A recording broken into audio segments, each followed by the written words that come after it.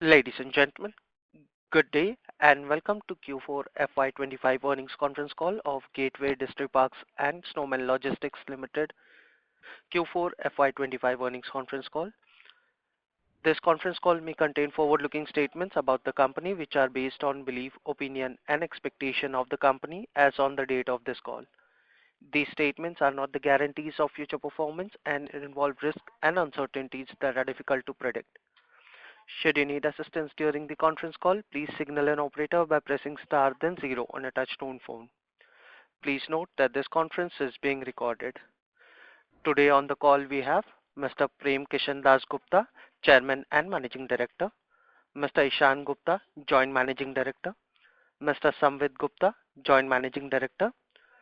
From Gateway Distriparks Limited, we have Mr. Karthik Sundaram Iyer, CFO, Mr. Rajguru Behgal, Chief Business Officer, Mr. Manoj Singh, Chief Strategy Officer. From Snowman Logistics Limited, we have Mr. Padamdeep Singh Handa, CEO and Director, Mr. N. Balakrishna, CFO. I now hand the conference over to Mr. Samvid Gupta, Joint Managing Director, for the opening remarks. Thank you, and over to you, sir. Thank you. Good afternoon, everyone. Just before we started the Q&A, we thought we'll make it a bit easier because this time we had some accounting entries which were a bit of one-off in nature. So we'll just give clarity on a couple of them. We've given it in our press release, but we uploaded that a bit late as the meeting ran for longer. So basically, CFS revenue, it appears to be negative, but actually this is on account of change in accounting method between gross revenue, net revenue of some certain discounts. So for the full year, this figure is about 46 crores. So if you add that back, then FY25 revenue for CFS vertical would be higher than FY24. Then another big change is that in December, Snowman Logistics became a subsidiary. So now it gets line by line consolidated. So for the full year, we have 145 crores of revenue, about 25 crores in EBITDA, and PBT of 3 crores and PAT of 3.5 crores on account of consolidation. There was a big one-time hit on, it's a provision, it's not a cash payout yet, but of about 12.8 crores. This is on account of the merger that we did within the group between Gateway Distriparks and Gateway Rail at the time and one more group entity. This is a provision we've taken on stamp duty amount payable for it, but since the amount was not ascertainable, back when we did it 3-4 years ago, we've just taken it as a contingency right now. And then the last item is that we've taken a exceptional income. Last quarter we took it of about 390 crores for gain in goodwill of Snowman. But this quarter we've corrected it. We've done the fair value of equity on consolidation, and there's a minus 258 crores there. Net off is still 131 crores, but again it's a line item that's come in. It's not having any impact on cash flow or actual losses to the company. So I hope that clarifies a few of things in the results. We can now move to Q&A. I'll just hand it back to the moderator, please. Thank you. Thank you very much, sir. We will now begin the question and answer session. Anyone who wishes to ask a question may press star and 1 on the touchtone telephone. If you wish to remove yourself from the question queue, you may press star and 2. Participants are requested to use their handset while speaking and avoid Bluetooth, earphones or speakerphones. Participants are also requested to limit themselves to 3 questions at a time to give others in the queue a chance, and can rejoin the queue thereafter. Ladies and gentlemen, we'll wait for a moment while the question queue assembles.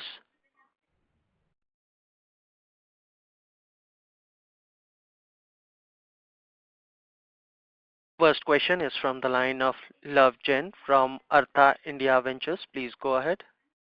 Hi, good evening. Thank you for the opportunity. First question is on Snowman Logistics. In the IP, you mentioned on the facilities in Kolkata and Krishnapatnam will commence in June 25 and Q2 of this financial year respectively. However, on the second last page under the expansion plan, state the Krishnapatnam facility is expected to start operate in July 26, which is a Q2 of FY27. Can you please clarify, this are different phases of the same plant, or is there been change in the timeline?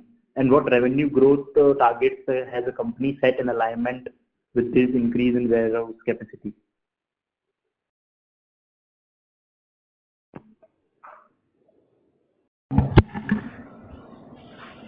Yeah, hi. See, the facility in Calcutta is starting on in the month of June itself, and it will add additionally almost 6,000 pallets.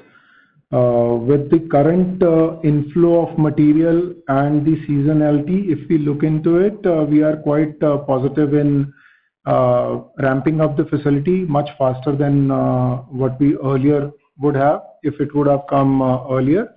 So the business alignment is quite in line with the new facility. As far as Krishnapatnam goes, that will be up in this year only in the month of July. So for that, when I go back to expansion plans, that is the second phase of Krishnapatnam, which will be taken in future for the expansion. There's a possibility, as we do have another warehouse available in Krishnapatnam, to be converted to a cold store. Okay, so there will be two phases, one in this July 26 and another will be in July 27. Sorry, July 25 and July 26. Right, that is as per the plan. Okay, and another question on the transportation services. I can see, despite increasing segment-wise revenue for the transportation service, we can see a decline in EBIT from 52.88 lakhs to 5 lakhs, which is approximately 90% downside in this quarter. So what is the reason of this?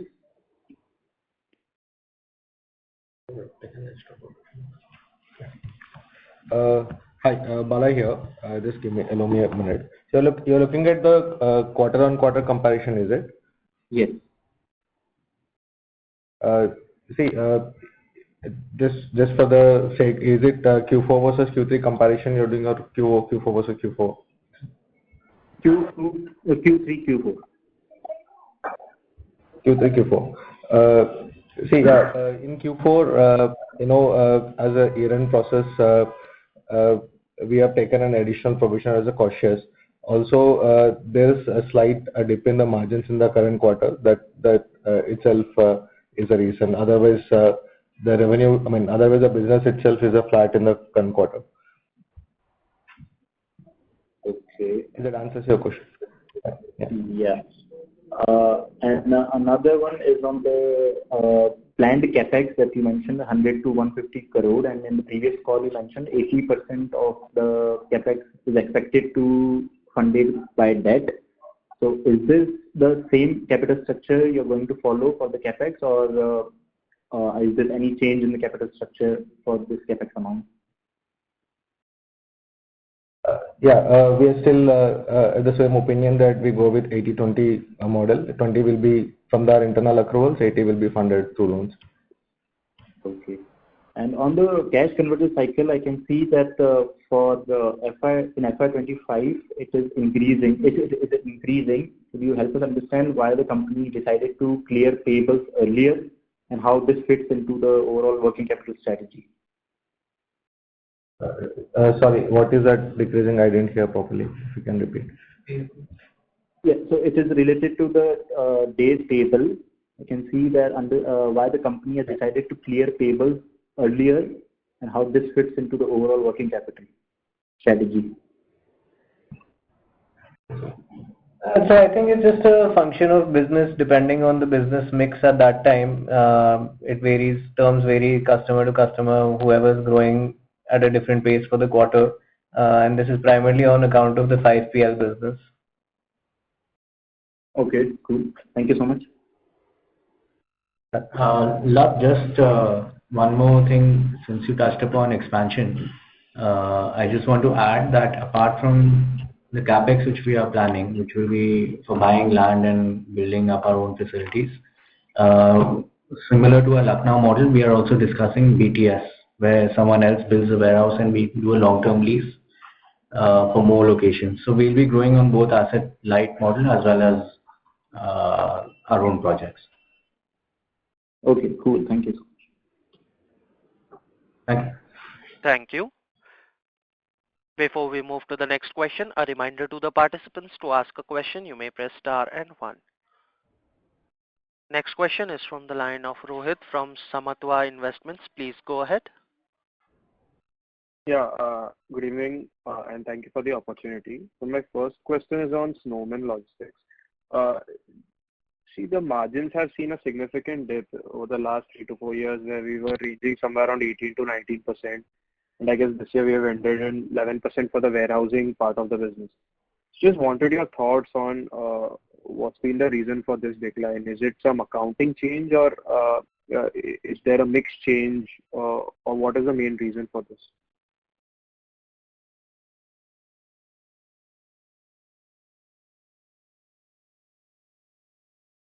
Yeah. See, the margins, as you see, are blended sales also with more with growth coming from 5PL business. The overall blend of margins are reducing, and that is what is reflecting on the P&L as well. Also, there has been certain cost pressures in the last year, which further because of the business mix change, as some of the industries did fantastically well and the others didn't do much, so that also created some sort of a marginal dip. So which is reflecting, but prima facie with the increase on the 5PL model, this reflection is there. Sir, I'm only talking about the warehousing part. I get it, 5PL is a bit low margin volume based business. I'm only talking about the warehousing part of the business. So that's also, those margins also 3 years back were around 18-19%. That's come down to 11% this year. So I just wanted to know on the warehousing part of the business. So some of it is contributed by the park and pay model. This year we have grown 500 times in park and pay model, wherein close to 60,000 pallets were outsourced and billed. So wherein the margins are lower, thus the percentage margin is pulled down on the warehousing part. So going forward, can we expect margins to be at these levels due to your new park and pay system that you have adopted? See, this is the short-term park and pay what I'm talking about, and we will continue to grow in that. Also, there was another business with Amazon which was shut down, which also impacted the overall warehousing margins. So the mix of warehousing change also has contributed in overall reduction in terms of percentages, which is reflected. Fair enough, sir. Thank you. My second question is on gateway logistics per se. So just a broader picture I want to understand. 3 to 4 years back in one of your calls, you had highlighted you want to increase your satellite terminals. You want to expand more in central India, in Rajasthan. I get Jaipur hasn't come through, but apart from the facility in Uttarakhand, Kashipur facility, we haven't been able to add a lot of satellite terminals, to improve our volumes. So just wanted, what are our plans going forward in terms of, maybe setting up new ICDs or, leasing out something? What is exactly our goal going forward? So the plan remains the same, but as we've mentioned over the last few calls, that land acquisition continues to be a big challenge. We've almost finalized a couple of parcels, and then due diligence doesn't go through. Some title issue is there, some people back out last minute on price. So we're looking for viable projects only, and we don't want to expand for the sake of expanding. That being said, there are still 2-3 active opportunities that we're looking at, and one of them is also on an asset-light model. So hopefully, we've been saying we'll get back with it, but even though overall sentiment is down right now, fresh investments are much lesser, so we're also reevaluating our plans. But we definitely want to have more rail-linked ICDs. Got it. So, and on this western direct freight corridor, so if in H1, if I'm not wrong, the rail coefficients to all the 3 ports had seen a significant fall. So what is your, what are you getting on ground? Why is the rail coefficient actually decreasing? The share to Mundra and Pipavav, in spite of both of them being connected, on the Western DFC, why is still road being preferred over rail? So I'm speaking because once JNPT comes through, maybe by the end of the year, is there a possibility that volumes might not kick through for us or for the industry as a whole? Yeah, hi, Rajguru this side. So one of the reason you have seen a slight dip in rail volumes was also due to the congestion issues faced, especially at Mundra Port. And there was double stack restrictions very often, and especially due to heavy pipeline towards Mundra. And there was a restriction going towards Mundra, which really hit the overall volumes. Plus, trade was also expecting that with the completion of DFC, which is not done till now, there will be some kind of positive commercial advantage given to the trade. That has also not happened. So we are just waiting and watching. So hopefully once the JNPT corridor is completed, which now they are saying is, as per the site, they're mentioning December. But as per our sources, it might take another couple of months. So it should happen by March. So then only we will see 100% advantage.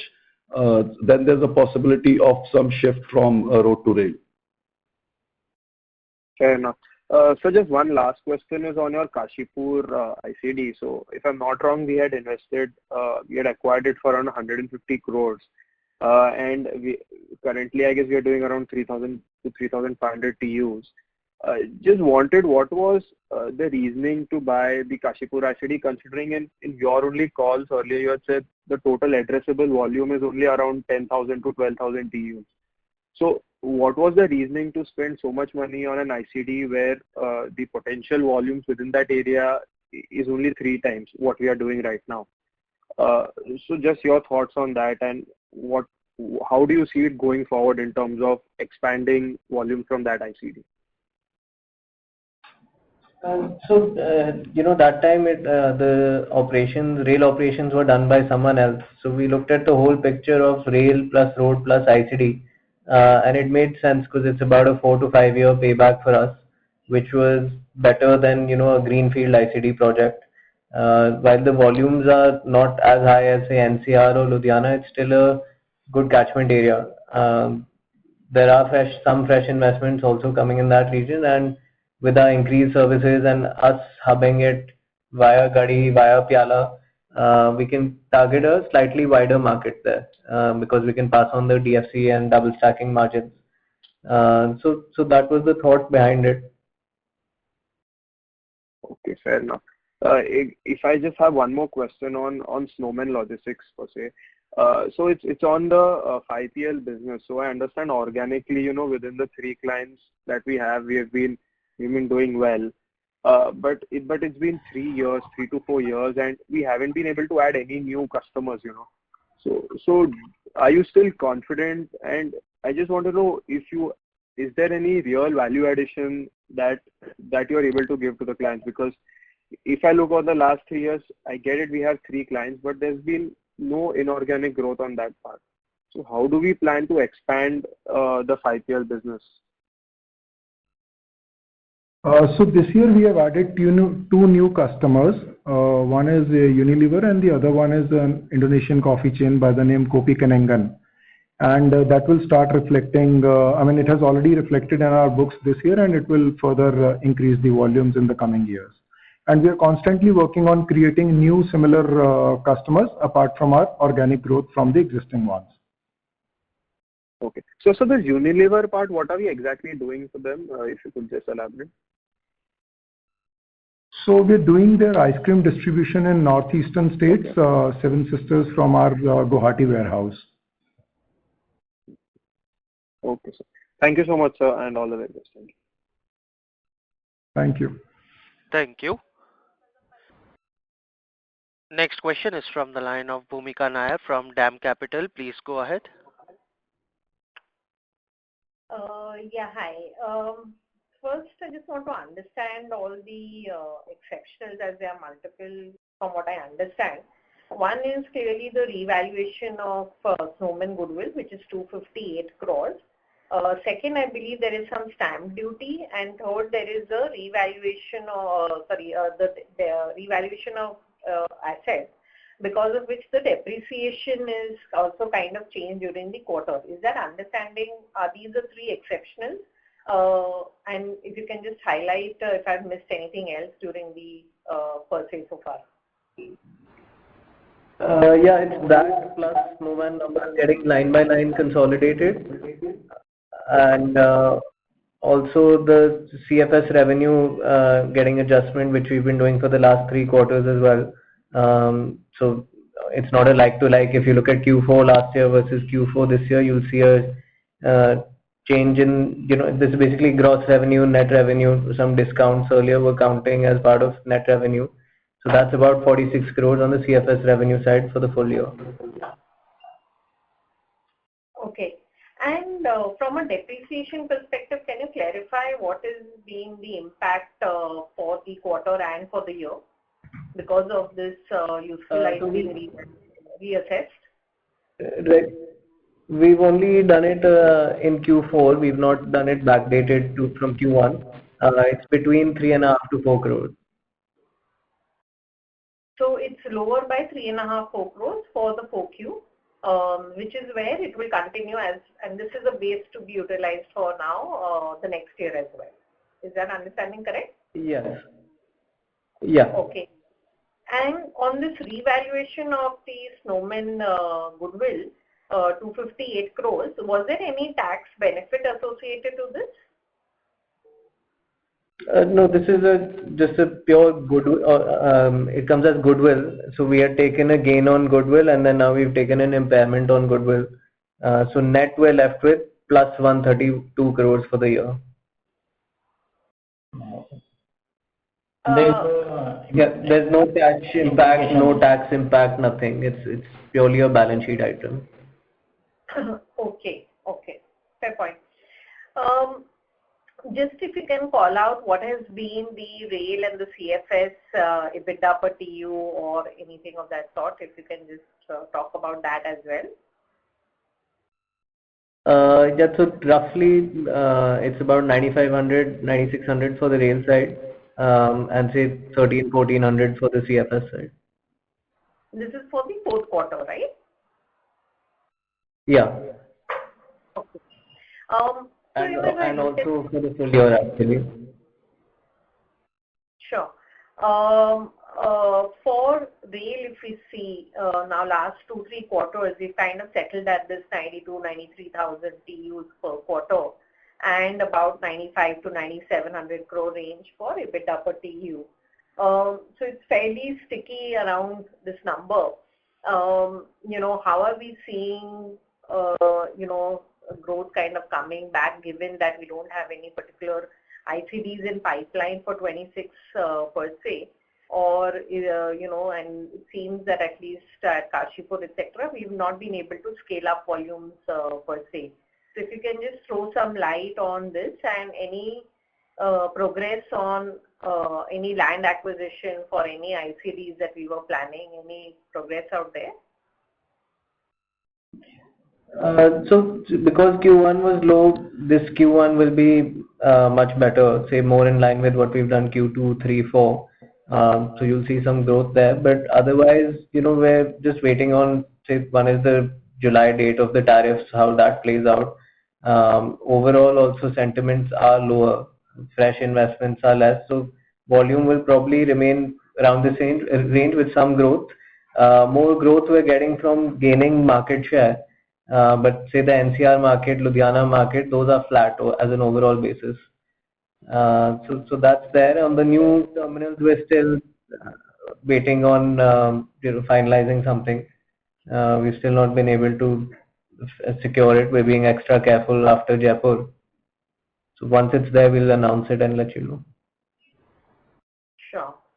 So, and in terms of the volumes per se, while obviously YOY 1Q will look good, but, has the market seen any improvement in terms of the volume trade activity or not really because of the tariffs? So not solely because of the tariffs, generally also even before that, volumes were flat. And I think if you see across the industry, it's like this right now. Okay. If you can just also talk about the market share numbers and how our double stack has panned out in this particular quarter. Yeah, I'll take it. So in quarter 4, our market share at NCR has been steady at 17%. And at Ludhiana, so we have regained our market share to 27%, which last year it was as low as like 24-25%.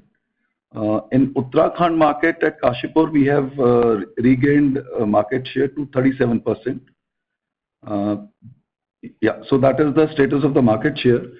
In terms of the double stacking, after this double stacking which has happened at Faridabad, our double stacking percentage has increased to 41% in Q4. And if we split this further into different ICDs, so earlier we were in the range of 40% of Faridabad volumes. Now it is gaining, okay. So overall, just wanted to tell you the overall 41% is there, and earlier it was around 38%. So we have gained 2-3% advantage. And going forward also, as the volumes grow, we are anticipating a good amount of increase. So we are targeting 40-43% going forward. Sure. Just on this market share number, these were fourth quarter market share numbers or for the full year, sir? So these were fourth quarter over last year fourth quarter. And how would it be for the full year? So this is only, yeah, full year NCR was 17% and Ludhiana 25%. Then Kashipur was 28%. Right. So, as such, if one looks at... Yeah, full year you see the lower number of Kashipur because Q1 and Q2 were down, so which we gradually improved in Q3 and Q4. Understood. So, I mean, with the volume growth being restricted to the market-led growth, given lack of, new capacities per se, obviously the focus will have to be on market share gains. But given how competitive the market is, how are you seeing that pan out and versus the EBITDA per TU? Where are we seeing the ability to kind of actually grow, volumes, or will it be more driven by the margin expansion as we move forward? So we're focusing on Pyala and Viramgam. Those are two markets where we feel like we can do better. With Ludhiana, we kind of already regained our number 1 spot, so I think keeping that consistent will be there. But these two markets, there's good scope, especially after Faridabad got double stacked. Sure. Okay. This helps. Maybe I'll come back in the queue. And sorry, just lastly, what is the capex that we're looking for in FY26-27? So maybe around 30 crores other than the new terminals. Okay. And sorry, what will it be for Snowman? Because that will also get consolidated now. 100 to 150 per year. Even Gateway is 30 per year, so say 60 crores for the next 2 years. This is basically some warehousing capacity and vehicles. Understood. So basically, and this does not include any new ICDs. As and when we will acquire land, then we will outline that separately. Yeah. Okay. Got it. Thanks so much. Thanks. Thank you. Next question is from the line of Kunal Tokas from FVC. Please go ahead. Hello, am I audible? Yes, you are. Please go ahead. Yeah, hi. Okay, hello. The first question is about the 5PL vertical. This is represented as the trading and distribution segment in your statement. And while revenue has grown well, margins have fallen. So can you explain why that is? See, as I have mentioned that we have acquired a new business with Unilever, wherein the margins are different to the earlier businesses we were doing in 5PL. So that has contributed to a lower overall percentage when it is vis-a-vis the top line. And also the product mix for the current customers of ours has changed, which has resulted in lower margins. There are certain items which are imported and it comes at a different margin than what we procure and what we procure from India. So the differential is because of the mix change plus the new business with Unilever, wherein overall margins are differently packed. So earlier you were targeting gross margins of in 5PL what 8-9%. Has that changed now with the new situation? Yes, correct. That is changed, but it will remain in the range of 6 to 8% depending upon the product mix. All right. And just want your clarification on the accounting for the goodwill impairment that you have taken. Can you explain a bit more why that occurred after taking the gain on consolidation last quarter? Yeah, it's basically linked with the share price also, as well as the accounting standard where we have to make a discounted cash flow. So we didn't really have a choice but to go with this figure. So we've taken a hit of 258 crores. But again, it's purely a balance sheet item, no tax, no cash outflow. It has no bearing on the overall operations of the company. How much of it was linked to the share price and how much to the DCF calculation that you yourself did? What's the weightage of these two? The DCF and the share price are roughly in the same range as of March 31st. So that's the entire impact. Our last purchase was at about 75 rupees. So we first took a gain at that value. Then this has come down from basically 75 minus close to 50 rupees. So that 25-27 rupee gap is the hit that we've had to take. All right. Thank you. Thank you very much and have a good day. Thank you. Thank you. Participants, if you wish to ask a question, you may press star and 1. Next question is from the line of Janam Kiran Kumar Shah from Equirus Securities Private Limited. Please proceed. Yeah, hi sir. Thanks for the opportunity. I just missed one point you clarified on the other income part. So can you just repeat that part, like other income is higher during this quarter? What has led to that particular thing? So there's some routine write-backs of discounts and incentives payable.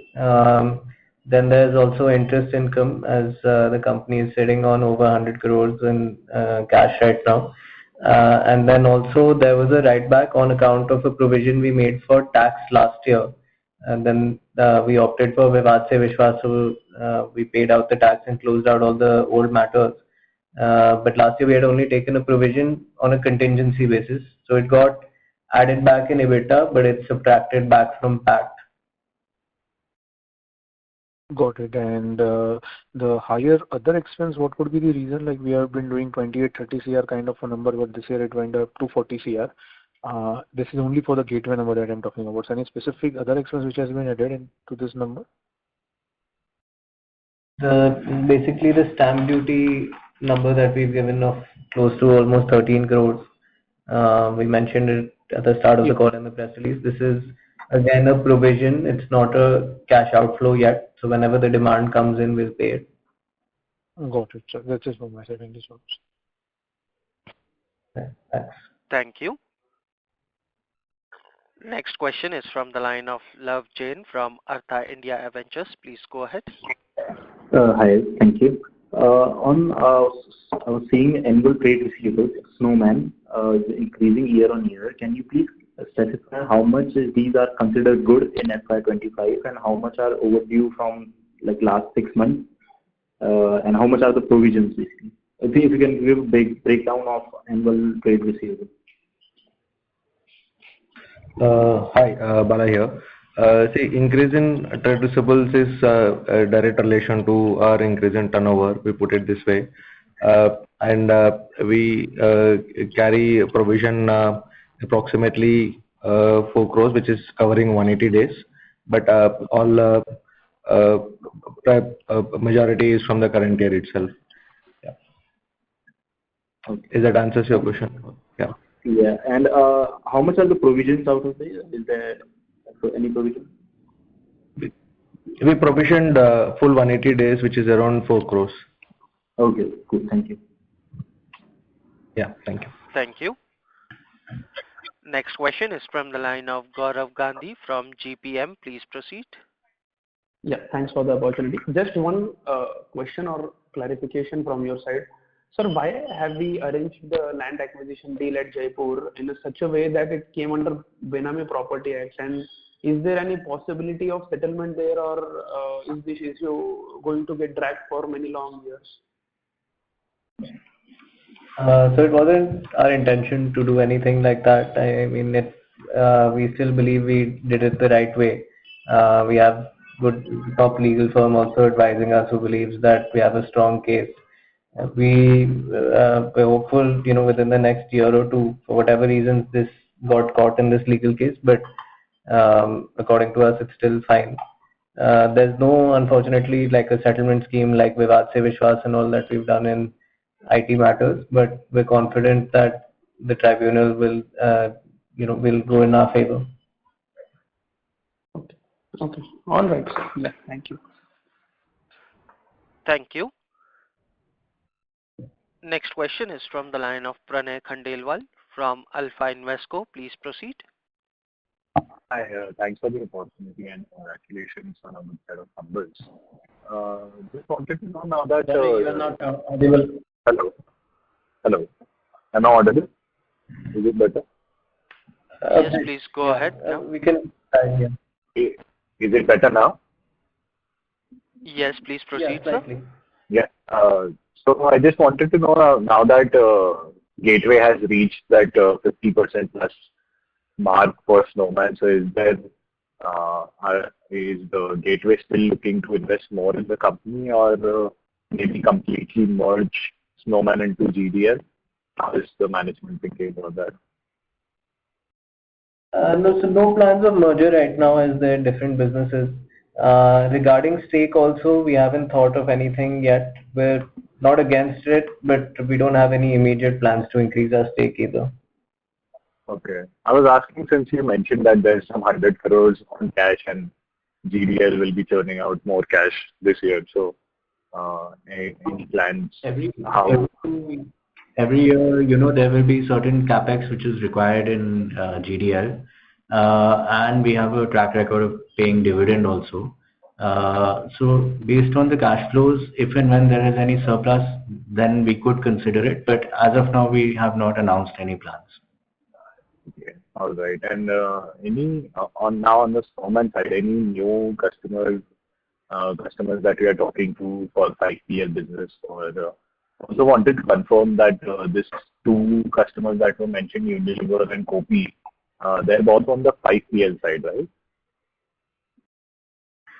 Yes, they are on the 5PL side, and on an ongoing basis, there are many customers who we have a conversation with, but only, we also select those customers who we are confident of their growth and their ability to make payments on time, because this business is very working capital intensive. So as and when, we come across any large new customer which makes sense, then we partner with them for 5PL. Okay. And Kopi, I believe, right now has only one outlet in India, right? So what are their plans? Are they planning all metro cities? Okay. As of now, they have 2 plans, and they have obviously plans to expand more, but we will not be able to comment exactly how many stores and at what time. Okay. All right. I think that'll be all. Thank you. Thank you. Participants, to ask a question, you may press star and 1.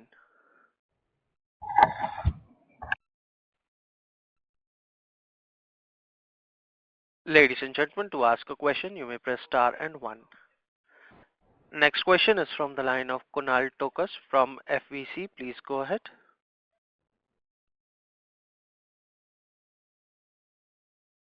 Mr. Kunal, your line is unmuted. Please go ahead with your question.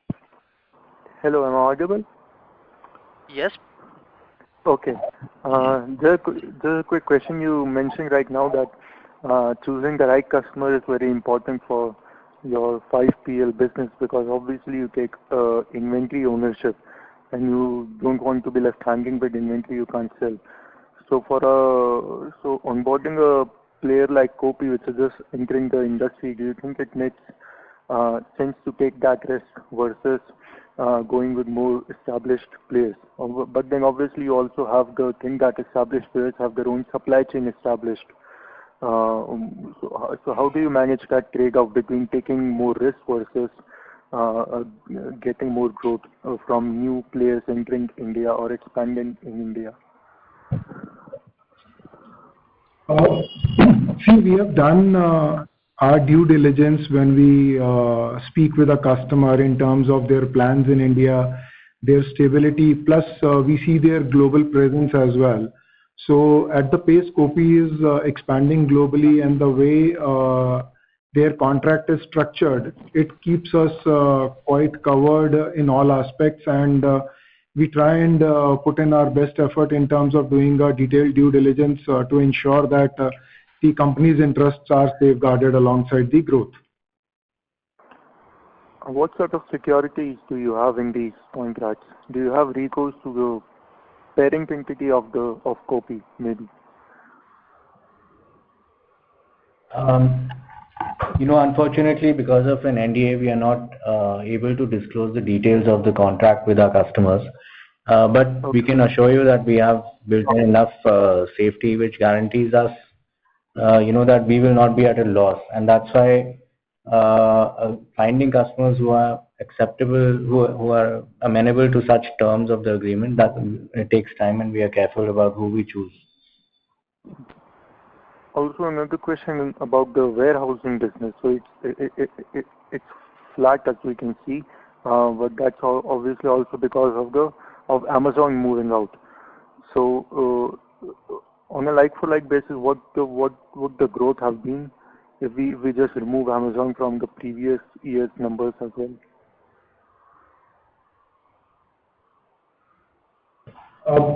See, if we remove... Okay.